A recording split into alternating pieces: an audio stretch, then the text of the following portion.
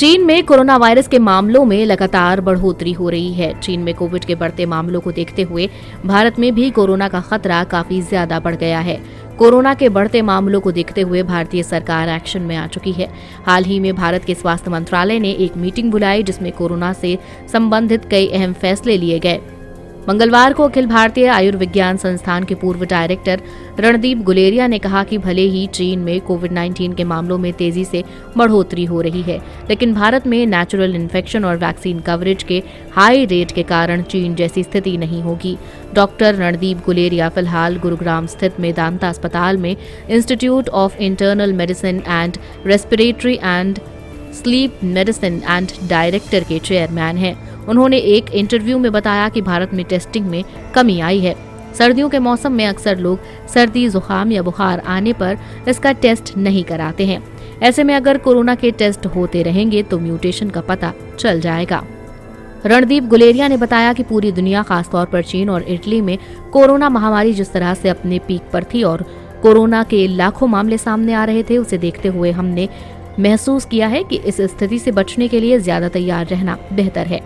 Vaccination और infection rate ज्यादा, इसलिए खतरा कम।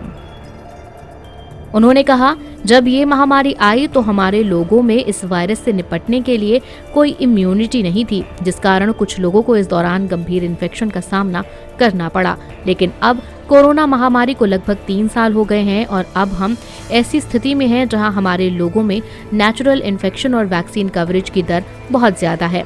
उन्होंने बताया कि हमारे लोगों की इम्यूनिटी इतनी ज्यादा स्ट्रांग हो गई है कि कोई भी नया वायरस हमें गंभीरता से प्रभावित नहीं कर सकता।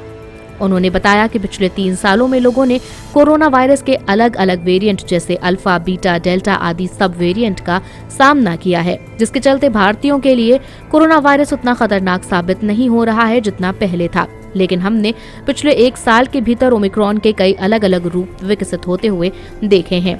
ये वेरिएंट्स एक दूसरे से बहुत ज्यादा अलग नहीं हैं, लेकिन इसके बावजूद हमें चीन में तेजी से बढ़ रहे कोरोना वायरस के BF.7 वेरिएंट पर ध्यान देना होगा और इसके प्रति सतर्क भी रहना होगा। हमें नहीं पता है कि आने वाले वक्त में वायरस किस तरह से बिहेव करेगा।